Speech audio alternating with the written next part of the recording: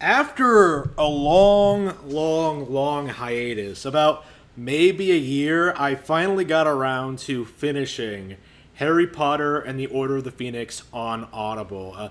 Those of you who have been following the channel for a while may remember, like, a while back, I was doing these really in-depth reviews of the Harry Potter books. I was going through, like, I was reading them, listening to them on Audible. I was really into them. I was having a lot of fun, and I stopped at Order of the Phoenix. Not because I didn't like the book.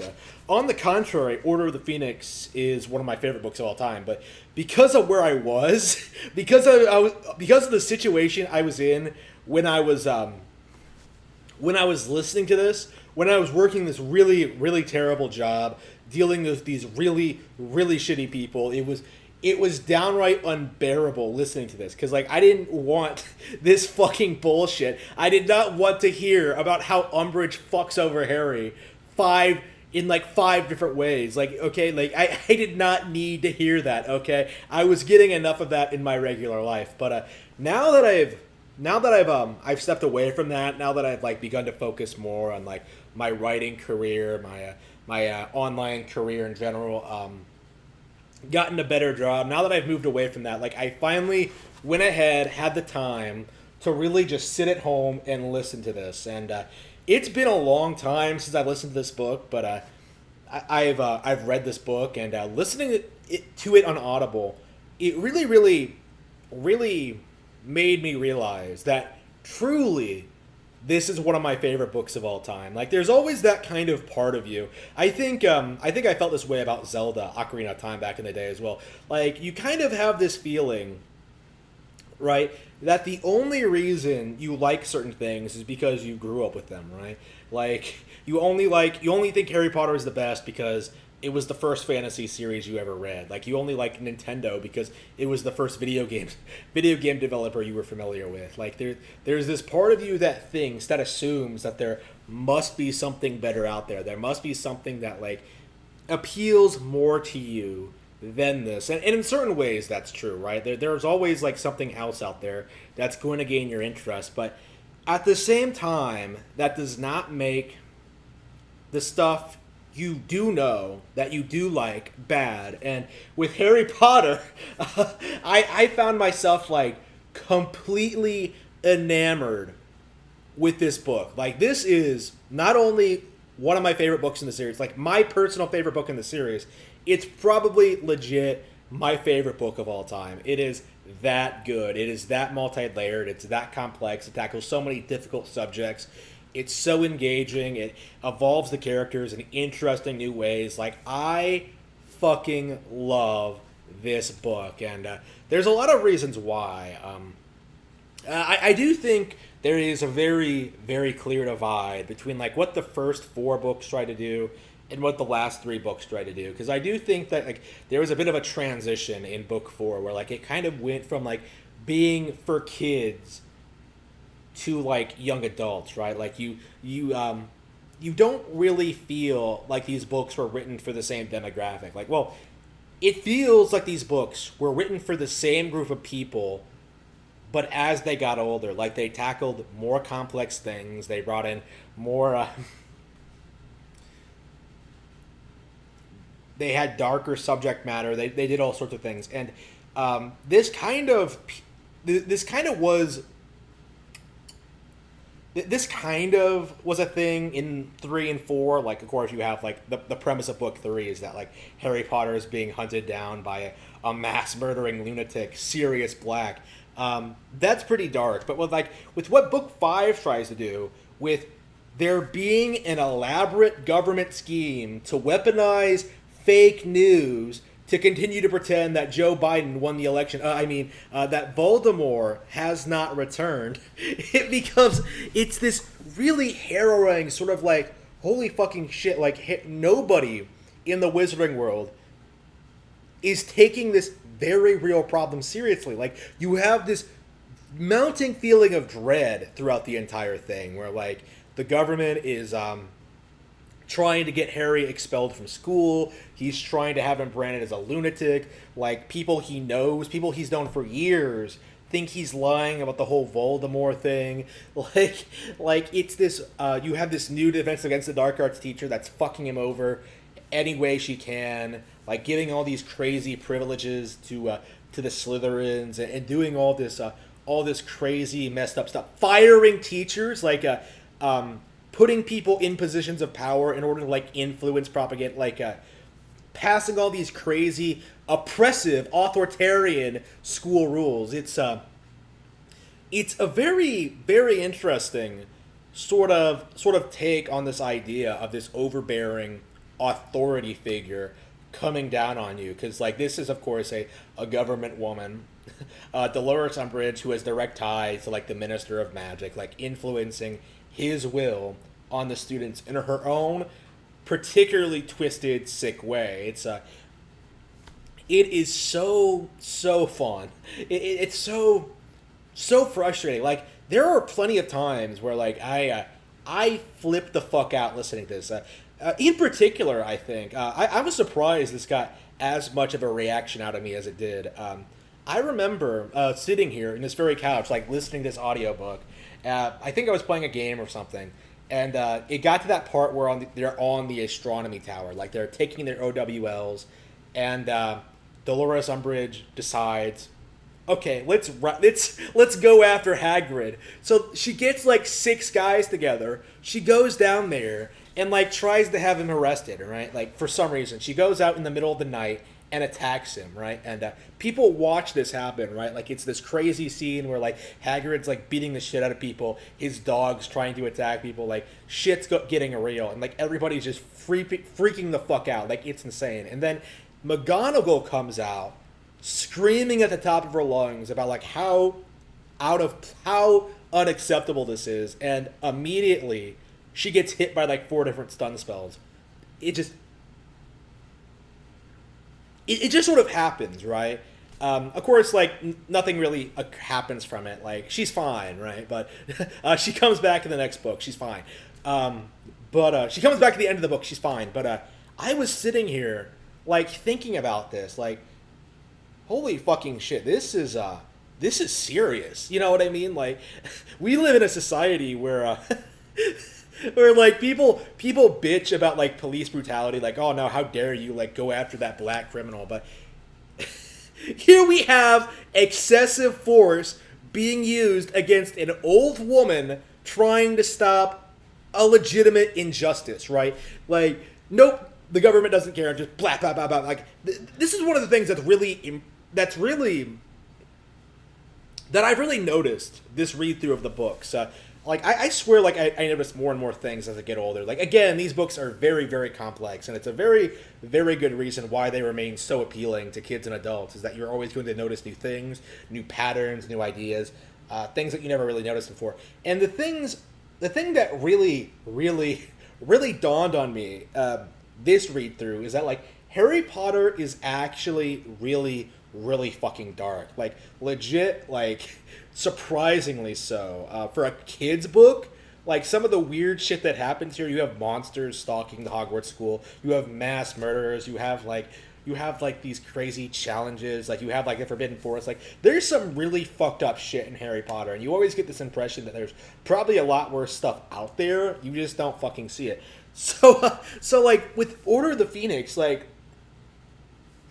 especially with what's happening right now, like it just really, really strikes home that like this is terrible. Like what they're doing, how they're going about it, like discrediting people, like good people, for their own political agenda, to pretend that Voldemort has not returned. Like it's just ridiculous, and I love it because it's so well rooted in reality, right? Like it's so real. Like it feels like something that actually did happen. You know what I mean? In a lot of ways. Like that's kind of been my theory that like, oh, Harry Potter, it was based on a true story, but no, it's just no. It's so well executed. It feels real. Like you actually do care about everything that's going on, right? You care about Ron, you care about Hermione, you care about Harry. Like you care about like all of this stuff. Like and this is the book, interestingly, that kind of that begins to build up Ginny as a potential love interest for Harry. Again, rather surprisingly, this time through the books, I'm actually starting to enjoy Ginny's character a little bit more. Like, I think in the past, like I felt that she didn't really become a real love interest until book 6, but in this one, she's already like getting herself involved. Like she's kind of already establishing herself as a way better partner than Cho Chang. Cho Chang, again, Harry kisses Cho in this one. Cho Chang is a great character. I love Cho. She's a really interesting love interest. Again, this is another mature theme that I really liked as a kid. This idea that like two good people aren't necessarily always compatible. You know what I mean? So Cho, it's kind of interesting how they basically break up because of how they feel about Cho and Harry's how they feel about Cho's friend Marietta, who of course sells out the DA to Dolores Umbridge. I don't know why I'm talking about this friend shit. I really should be talking about the book itself. But basically, Cho, like as an adult, like someone who's been through these kind of relationships at this point, like a lot of these kind of relationships at this point, like it really. I think when I was younger, I was a lot more sympathetic to Cho, but like as an adult, like I side with Harry a lot more. Like I thought back in the day, I thought he was kind of out of line for like talking shit about her, like you better not cry, over your dead boyfriend. But yeah, like why does Cho expect Harry to do? It's like to talk about Cedric. You know what I mean? Like why the fuck are you bringing in the dead boyfriend to your conversations? It's just. It's you do get this feeling that like both parties are like out of line at this point. Like maybe Harry maybe could have handled it a bit better. Maybe he could have pushed her in this direction. Like, yeah, I don't feel comfortable talking about this. I don't feel comfortable doing this with you. Maybe he could have comforted her, but maybe he could have taken her mind off things a little bit more. And then maybe Cho shouldn't have been like trying to make her problems Harry's problems. You know what I mean? Like she needed to sort of get over her. I don't want to say she needed to get over the fact that Cedric Diggory, the fucking Chad of all Chads, is fucking dead. But like don't. It's really interesting how they had this very very real connection and having this this mutual understanding that Cedric Diggory's death was a terrible, terrible thing, and they can't really bond over it. It's kind of an interesting relationship dynamic. I really, really liked it, and there are times in the book where they get along very, very well. When they're talking about Quidditch, especially, like you really do get the impression like, wow, they really do have a lot in common. Like if it wasn't for the dead fucking boyfriend, they would probably be happy together, right? It's again, like I do think I still think they could have worked, but like it's just one of those. They had a bunch of problems going on at the time, and of course, like I'm always an advocate for the Asian woman, so yeah, let's yes, thank you, Harry Potter, for introducing me to the Asian female. I really, really appreciate it. It's been a lot of fun. Thank you, Harry Potter. You've been an inspiration to us all.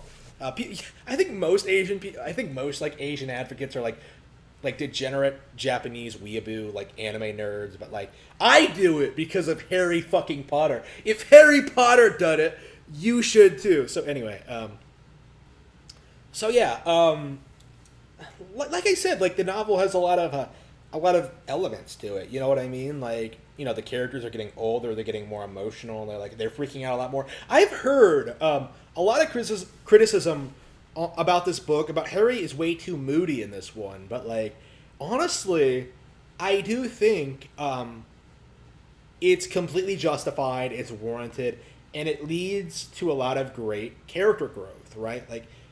Like Harry is depressed for a reason. You know what I mean? Like dealing with this crazy ass bullshit. Like a lot of people can't even handle like their elections not going the way they want to. And like Harry Potter is supposed to deal with the fact that like Voldemort is not only back, but like nobody gives a fuck. Like nobody's like believing it's real. Like isn't that like a very scary concept? And like his allies aren't being supportive. It's again, it works out in the end, right? Like again, like they're fighting for a good cause. They're doing what's right. They're going to win, but they do win in the end. They do move on to the next stage in their Operation Fight Back against Voldemort. But like it's a great book from start to finish. I think there are some iffy parts of it. I think that like scene, there's a chapter in this book. It's weird for me to say this, considering this is my favorite book of all time. But like, there's a chapter in this book that I always skip, similar to like the Yule Ball. Like I don't like that chapter where Harry and Cho go on that date to like Madame Puddifoot's. Like it's like the most awkward thing ever. Like I know that's kind of the point, but like I personally cannot stand the shit that Cho pulls there. It just bothers me so much. And anyway, like whenever I do read it, it's like holy fucking shit. Like I skip this for a reason. It's just anyway. So it's so ridiculous.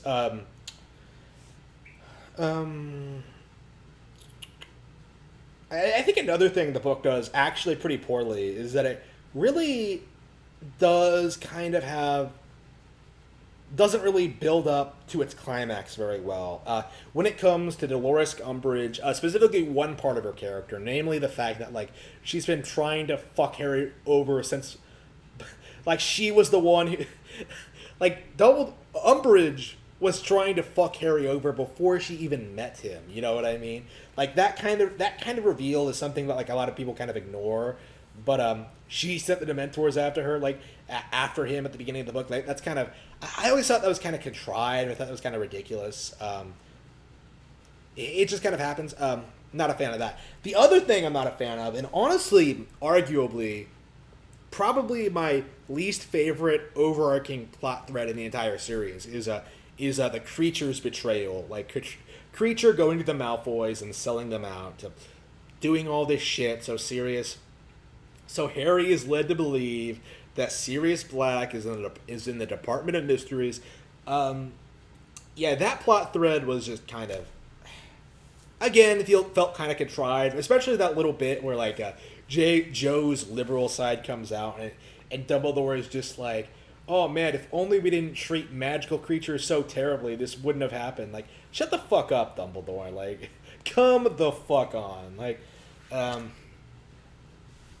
again, like the whole like liberal aspect of like the house elf liberation rights, like it doesn't make any sense. Like it really doesn't. Like I'll be maybe I'll make another video about this. Like this is one of those things that like I feel like only I care about. So like I guess I could make an in-depth analysis of this, but like I don't care for the whole creature thing at all. Like in book 7 at all. Like in this at all. Like Hermione's insistence that like she was right about everything all along, bullshit. Like no, like don't care for that at all. Again, like other than that though, like the build up to the end, like the final sequence, so many heart-wrenching moments in this book. Like so many great, memorable, iconic scenes. Sirius Black's death is probably one of the most iconic of the series, next to Cedric's death, I would say. Downright heart-wrenching. Dumbledore, the ending, great stuff for the most part. For the most part, but no, it comes together so well, right? Like Harry starts off in such a bad place in the beginning of the book, and by the end, even though he's gone through all this shit, like it feels like something has changed for the better. Like he feels more prepared to deal with Voldemort. Like it's a little bit more confident. Like things are going to get worse, and obviously so. But Harry at this point feels confident that he can, to a certain extent, deal with it, right?